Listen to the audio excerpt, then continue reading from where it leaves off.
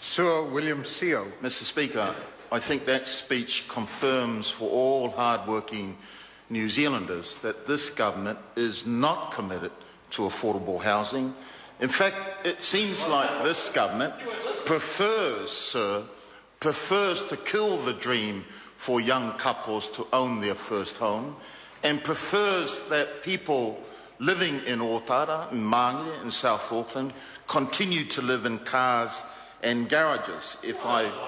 That's what I heard, and I suspect, Mr. Morrison, that is what hard-working New Zealanders listening to that speech will have interpreted the meaning of that speech. So he says he doesn't want to accept that they're sitting on their hands, but all that speech says, sir, is we're not going to be doing anything about the dream of owning your first home.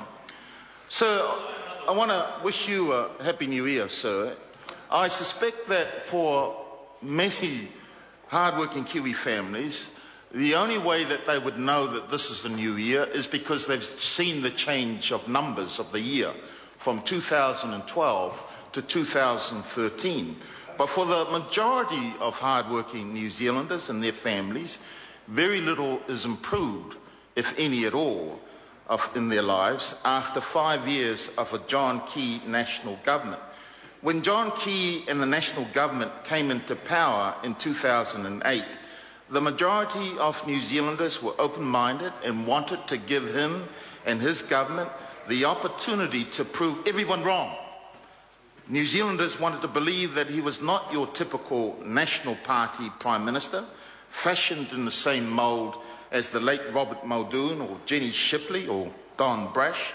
New Zealanders wanted to give him the opportunity that he was better than any of the former National Party leaders. But people are now talking that he is worse, and I have read newspaper reports of allegations that he was the smiling assassin being reported in many of our local papers. We all lapped up his many promises of being ambitious for New Zealand, of being an aspirational leader. He promised no one would be worse off when he introduced the tax switch that favoured the top 10% of income earners the most. He promised that he would not raise GST and then increased it to 15%, hitting the poorest in our communities the most, solo mothers, unemployed, the jobless, and particularly families with young children. He promised to create 170,000 jobs and then failed to meet those targets in the first year. And then we heard the 10-point plan, the 6-point plan, and the revised plan, all which amounted to no more jobs being created in the private sector. He promised to reduce the numbers of New Zealanders moving overseas and living permanently in Australia. And rather, what we've seen is 180,000 people in the last year leaving for Australia. The majority of New Zealanders, sir, have had a gutsful of empty rhetoric from Mr. Key and his government. I think for many, there might have been some hope that the Prime Minister's speech today would provide a glimmer of hope at the end of the tunnel. Unfortunately, for the 175,000 people unemployed, for the close to 300,000 who are jobless, and the many thousands who are underemployed, that there was a glaring omission about how this government would address the unemployment issue in 2013. Look at the figures that we've seen so far. 7.3%, the worst in 13 years of unemployment. In the last Labour government, we had to deal with similar numbers when the last Labour government came into 1999, and were able to reduce it significantly from double-digit figures to close to 3% by the end of 2008. And then with the John Key national government, from single-digit figures, we are now back again, sir, at almost higher numbers again at 7.3%. For the young people, 15 to 19-year-old, unemployment is 25.5%.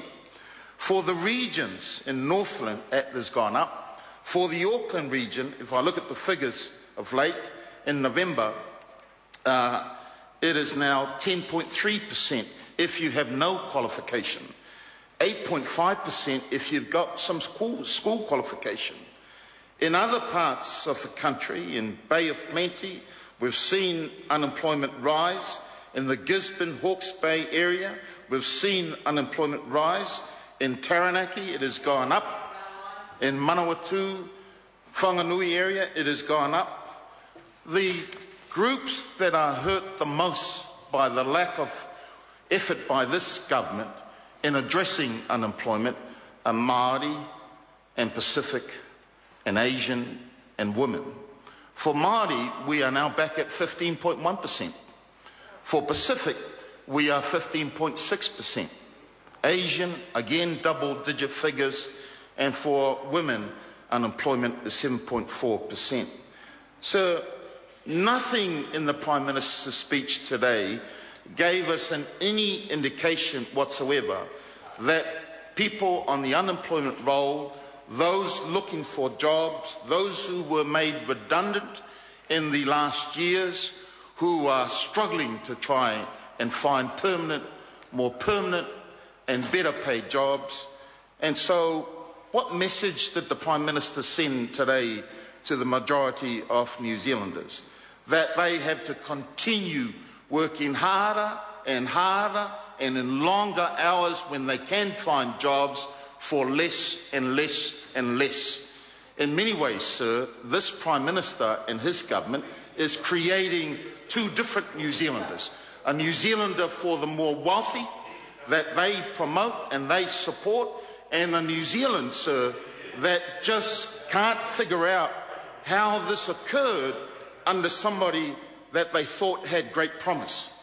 So this is, I'll tell you, a reflection that gives an indication to members across that side of the House just how difficult the struggles are for Māori and Pacific.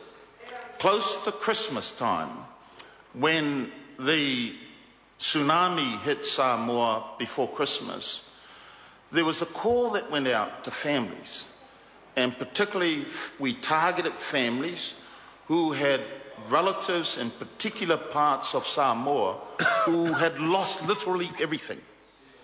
There were 6 containers that were contributed free of charge by a company.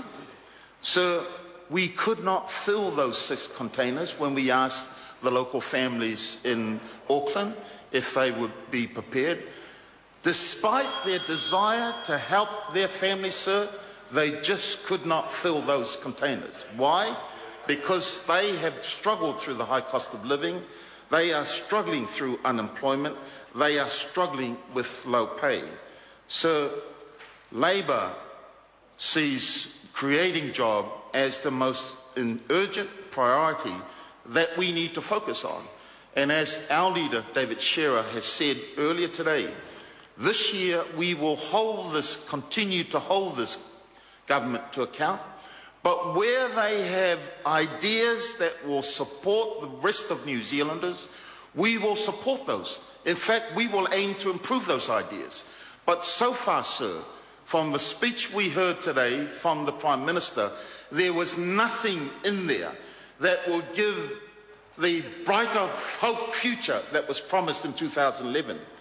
I would say to families now, listening to this debate and listening to the Prime Ministers, after 5 years of this government, have things improved in their lives?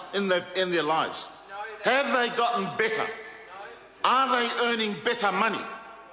Do they see a brighter future at the end of the tunnel?